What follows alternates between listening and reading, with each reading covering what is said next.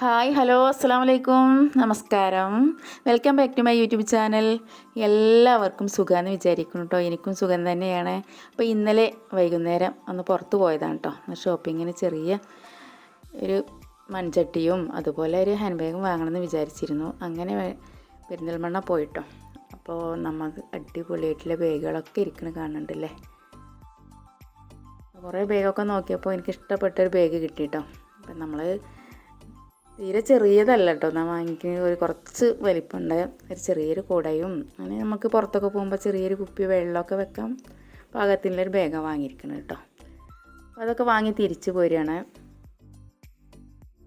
അങ്ങനെ ഒരു മൺചട്ടിക്കടയിലും കയറി കേട്ടോ. അടിപൊളി പാത്രങ്ങളുണ്ട് അവിടെ. ബീഫൊക്കെ വെക്കാം പാകത്തിനുള്ള നമ്മളൊരു 1.5 കിലോനും 2 കിലോനൊക്കെ വെക്കാം. അത്രേ ഉള്ളൊരു പാത്രം വാങ്ങിയത് കേട്ടോ. നല്ല ഭംഗിയാണല്ലേ. നല്ല അടിപൊളി പാത്രങ്ങളാണ് കേട്ടോ ഇവിടെ. നമുക്ക് കുറച്ചധികം വാങ്ങാനാണ് തോന്നിയത്, പക്ഷേ ഒന്നേ വാങ്ങിയുള്ളൂ. നമുക്ക് പിന്നെയും വാങ്ങാമല്ലോ. അപ്പോൾ ഒന്ന് മാത്രം വാങ്ങി തിരിച്ചു പോന്നിട്ടുണ്ട്. ഇവിടെ ഇഷ്ടം പോലെ ചട്ടികളുണ്ട് കേട്ടോ. നമുക്ക് ഏത് രൂപത്തിലുള്ളതും ഒക്കെ വാങ്ങാൻ.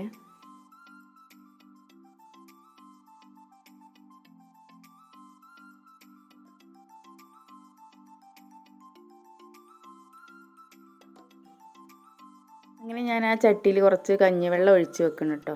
2-3 ദിവസമൊക്കെ നമ്മൾ അടുപ്പത്ത് കഞ്ഞിവെള്ളം ഒഴിച്ച് ഒന്ന് കത്തിച്ച് കൊടുത്താൽ മതി. നമ്മളങ്ങനെ ഈ രൂപത്തിലാണ് ഞാൻ ചട്ടിയൊക്കെ മയക്കി എടുക്കുക കേട്ടോ. അതല്ലെങ്കിൽ ഉമി ഇട്ടിട്ടൊക്കെ പഴയ കാലത്ത് ഇതേപോലെയൊക്കെ ചെയ്യാറുണ്ട് കേട്ടോ. ഉമി ഇട്ടിട്ട് കത്തിക്കുക അങ്ങനെയൊക്കെ ചെയ്യലുണ്ട് കേട്ടോ. പക്ഷെ ഞാൻ കഞ്ഞിവെള്ളം ഒഴിച്ച് 2-3 ദിവസം അടുപ്പത്ത് അങ്ങനെ കത്തിക്കും. അതിന് ശേഷം നമ്മൾ ഉപയോഗിക്കും കേട്ടോ. കുറച്ച് കഞ്ഞിവെള്ളം ഒഴിച്ച് വെക്കുകയാണ്.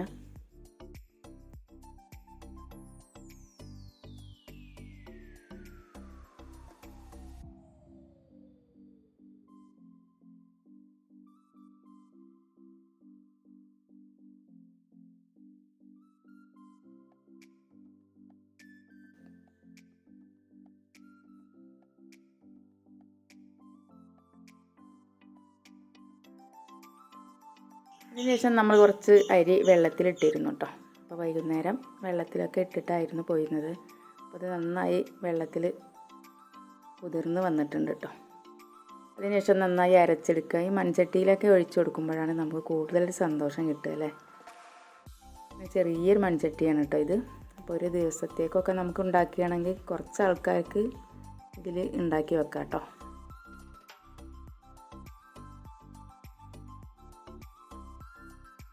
അങ്ങനെ അരിയൊക്കെ അരച്ചെടുത്തിട്ടുണ്ട്. കുറച്ച് ഈസ്റ്റും ചേർത്ത് ഒന്ന് ഇളക്കി വെക്കുകയാണ് കേട്ടോ.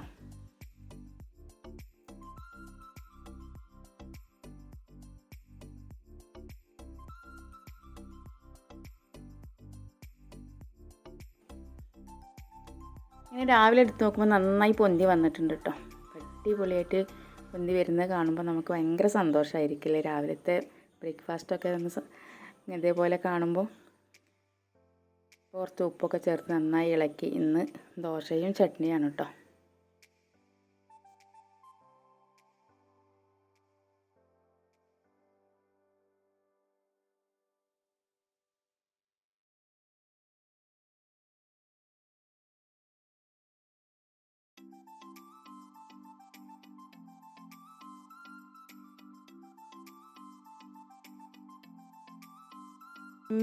വീഡിയോ ഇഷ്ടപ്പെട്ടു എന്ന് വിചാരിക്കുന്നു. പുതിയൊരു വീഡിയോ കാണും വരെ എല്ലാവർക്കും എൻ്റെ ഹൃദയം നിറഞ്ഞ നമസ്കാരം.